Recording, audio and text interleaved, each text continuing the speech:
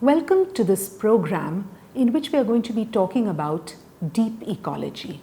My name is Dr. Shubhangi Vaidya and I teach in the School of Interdisciplinary and Transdisciplinary Studies at IGNOU.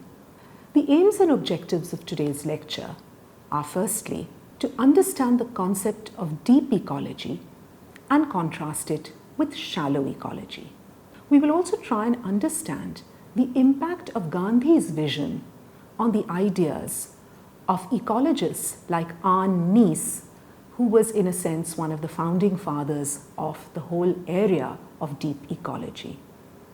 And we will also discuss the impact of these ideas on environmental thinking. Let's talk a little bit about the background of this lecture. Firstly, as we have repeatedly emphasized in the previous lectures, environmental degradation and its cruel impact on both the human and non-human habitat has become a matter of great concern in the contemporary times. We've also seen that the harmony between human life and nature has been seriously disturbed over the past century or so, and this has led to serious and growing debates on the need of societies to revisit more sustainable and eco-friendly lifestyles and ethics. We've also spoken in detail about anthropocentric understanding of environment, which basically places human needs at the center and therefore looks at environment purely as a means to an end. Therefore, anthropocentric understanding of environment and natural resources is being challenged by thinkers and activists, particularly those who subscribe to deep ecology. So what is deep ecology? The term was coined by the Norwegian philosopher and mountaineer Nice. Nice was born in 1912 and passed away in the year 2009. Nice throughout his life traveled widely, saw many cultures and societies. Like we've mentioned, he was a mountaineer and deeply fascinated by nature.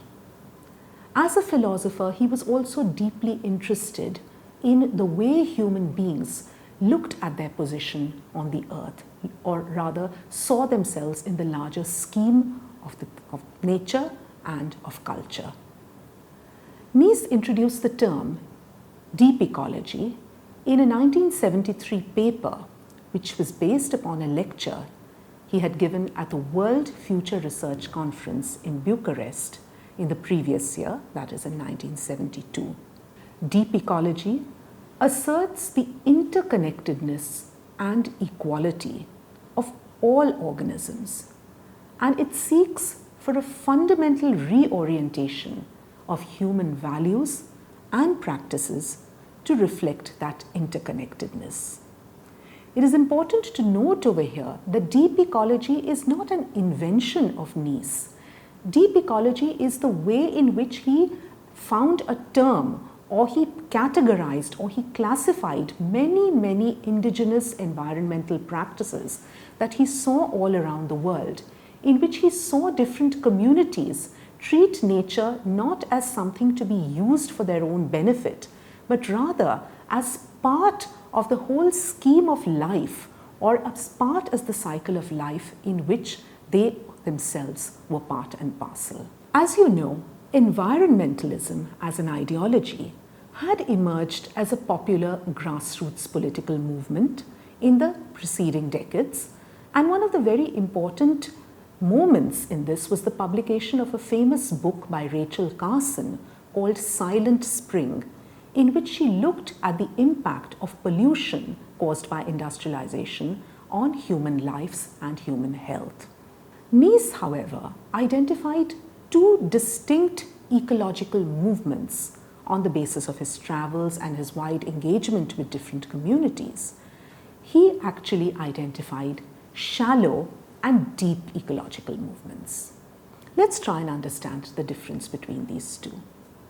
The shallow ecological movement, according to Nice, is a movement which really does not challenge the overall system of culture and society that has been evolved, does not really challenge the foundations of industrial society. It looks at ways of fighting pollution, it looks at ways of addressing resource depletion, But the main aim of shallow movements is basically that human beings are at the very center, and human health, human life, and human prosperity is really the main focus of these movements. So basically, when human beings put themselves at the center of the ecological movement, we find that nature becomes really a means to an end. And that is the difference between shallow and deep ecology. Deep ecological movement, on the other hand, is based upon a deep-rooted respect and veneration for ways and forms of life, and gives them an equal right to live and to blossom. Now, this is a very, very important and fundamental change. For instance, let's look at some of our practices. For instance, when we try to deal with pollution, or we try to deal with resource depletion, we look at organic farming, we look at so many other ecological practices. What we are basically trying to do here is save our species, save ourselves. We understand that pollution, we understand that the kind of loss or the kind of destruction that is taking place in the ecology is ultimately destructive to human beings, and therefore we try to save nature in order to save ourselves. However, in deep ecological thinking, no clear separation really is made between the different kinds of life. It is not that some life form is on a higher plane or hierarchically superior. All forms of life have an equal and intrinsic right to be on an equal footing, to live and to blossom. The deep movement involves deep questioning, right down to the fundamental causes of ecological destruction.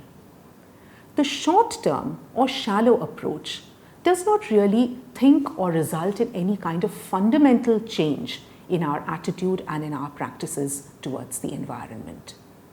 The shallow approach often promotes technological fixes, for example, recycling, increased automotive efficiency, export-driven monocultural organic agriculture, which are basically premised upon a consumption-oriented set of values and the methods of the industrial economy. The deep approach, however, involves redesigning our entire systems based on values and methods that preserve ecological and cultural diversity. Remember, diversity, both ecological as well as cultural, is at the core of deep ecology. I quote an eminent thinker, Drengson, here, who writes that the distinguishing and original characteristics of the deep ecology movement were its recognition of the inherent value of all living beings and the use of this view in shaping environmental policies. Those who work for social changes based on this recognition are motivated by love of nature as well as for humans. They recognize that we cannot go on with industrialism's business as usual. Without changes in basic values and practices, we will destroy the diversity and the beauty of the world and its ability to support diverse human cultures. So we see, like I mentioned earlier, that the very core and the heart of this kind of thinking is respect for diversity and equality of diversity. No life form is superior or inferior to another. All of us are part and parcel of the larger scheme of things as per this approach to ecology. Let's look now at some of the basic principles of the deep ecology movement. And as we discuss them, you will find how deeply these are inflected or how deeply these are consonant with the Gandhian values that we have been talking about so far. We find that Gandhian principles vis-a-vis the place of human beings on this planet, the ideas of ahimsa or non-violence, or conservation of all forms of life, these reflect very, very strongly in some of the principles of the deep ecology movement. So what are these principles? Firstly, the well-being and flourishing of human and non-human life on earth have value in themselves. This is the point that I have been highlighting so far in this presentation. These values are independent of the usefulness of the non-human world for human purposes. This is very, very important, that all life has its integrity, all life is important simply because it has an intrinsic value. It is valuable as itself. What flows from this also is that the richness and the diversity of life forms contributes to the realization of these values, and these are also values in themselves. Humans have no right to reduce this richness and diversity except to satisfy vital human needs. So here it is very, very important for human beings to consume what they need and keep their needs to the minimum, keep their needs modest. The Gandhian principle of simple living and high thinking, we find that it very, very clearly reflects over here. What are some of the other principles or basic principles of deep ecology? The flourishing of human life and cultures is compatible with a substantial decrease of the human population. The flourishing of non-human life requires such a decrease. So there is an emphasis over here on controlling or curtailing human population such that the earth will be able to sustain human population. So population growth, if it becomes unsustainable, is bound to lead to ecological collapse. The present human interference with the non-human world is excessive, and the situation is rapidly worsening. I think this is something which is very, very clear to all of us.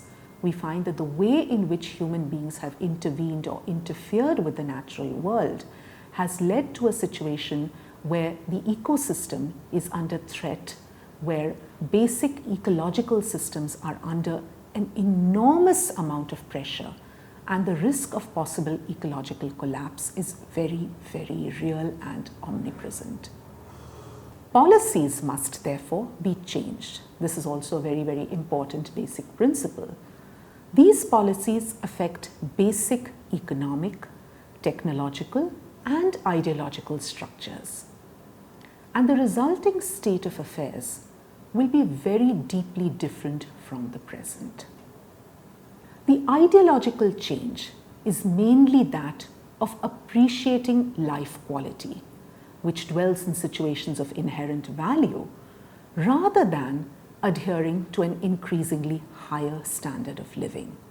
So basically, the fundamental ideology of deep ecology is that our standard of living, in our search to continually better our standard of living through more and more consumption, this fundamental way of living is questioned and an alternative is proposed, namely a standard of living or a way of living which is not based upon more and more consumption, but rather a unity and a harmony with the ecological systems, with nature as such. And those who subscribe to the above points, this is the 8th point, have an obligation directly or indirectly to try to implement the necessary changes. So this is also a very important point. It is not just enough to think about nature or to think about ecology using the principles of deep ecology.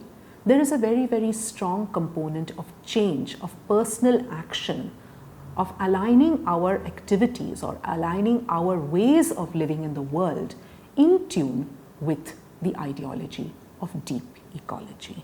Let's look at the influence now of Gandhian thinking on deep ecology. Basically, as we have discussed before, Gandhi never really wrote on ecology or environment as such. However, we see that in his entire way of living, the way in which he conducted his life, his basic value system, which relied upon non-violence, on truth, on love for all creatures. This is something which environmentalists and ecologists of the modern day have drawn greatly from. And Nice too very readily admits the debt or what he owes to Gandhi in terms of his philosophy of ecology.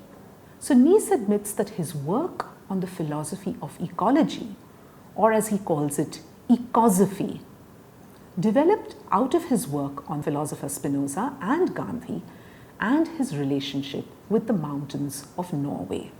So Nice was deeply entrenched or deeply attracted to nature and deeply influenced by the philosophy of both Spinoza and Gandhi. Gandhi's ideas of simple living and high thinking, interconnectedness between human life and nature have been deeply influential on all ecological thinking. So Nice writes, Gandhi made manifest the internal relation between self-realization, non-violence, and what has sometimes been called biospherical egalitarianism. Gandhi's utopia is one of the few that shows ecological balance, and today his rejection of the Western world's material abundance and waste is accepted by progressives of the ecological movement. This is Nice writing about Gandhi. So we find that Gandhi's rejection of an entire way of living, the Western lifestyle or the Western economic system, which is premised upon the plunder of natural resources, which he critiqued, which he challenged, is something that has had a very profound impact on ecological movements of the present day. And of course, ahimsa, truth, oneness of life, and self-realization are core Gandhian precepts that have influenced environmental thinking and have also most certainly influenced Nice's thinking. To wind up, let's see how Gandhian ideas of truth, non-violence, respect for all life forms, and the oneness of human life with nature had a very profound impact. Much of what we are reading in this particular course emphasizes and re-emphasizes these important ideas. We find that the relevance of Gandhi's philosophy, as I have earlier also mentioned, is so critical in trying to understand and grapple with the problems that human beings are facing in the present day situation. Deep ecology, as we have just discussed, is an environmental philosophy articulated by Arne Nice and others, which draws our attention to ways of thinking and acting that recognize the inherent worth of other beings aside from their utility. So it's not that we only give importance to those things that are important for human life or for human progress or human prosperity, but to all life forms. So for example, if we try to conserve biodiversity, if we are trying to conserve, say, certain plant life, by saying that yes, this needs to be conserved because the gene pool of those particular plants will be lost, we will lose access to certain important medicinal plants. This is important, of course, but suppose they had not had that kind of utility for human beings. Would we then not have thought in terms of conserving them? So this is the fundamental idea of deep ecology, that every life form is important whether or not they have a utility for human beings. The philosophy emphasizes the interdependent nature of human and non-human life, as well as the importance of the ecosystem and natural processes. And self-realization, which is the ultimate goal. Self-realization, as per Gandhian thinking, basically is when human beings evolve themselves, evolve their own character, evolve their own spirituality, because they are at tune with the universe as such. And we can only achieve this goal of self-realization if we appreciate the unity of all life and our place within the larger scheme of things. So basically, deep ecology, which is a very, very important idea and has had a very, very major impact upon environmental thinking, is directly and indirectly influenced by fundamental Gandhian ideas of the unity of all life forms, of ahimsa, of non-violence, and the nature of truth. So we shall conclude this lecture here and leave you to reflect upon the ways in which we engage with our environment, the way in which we look at the natural world, the way in which we look at natural diversity, cultural diversity, and the way in which interconnections between all forms of life are so crucial in saving our world and towards a more sustainable future. Thank you.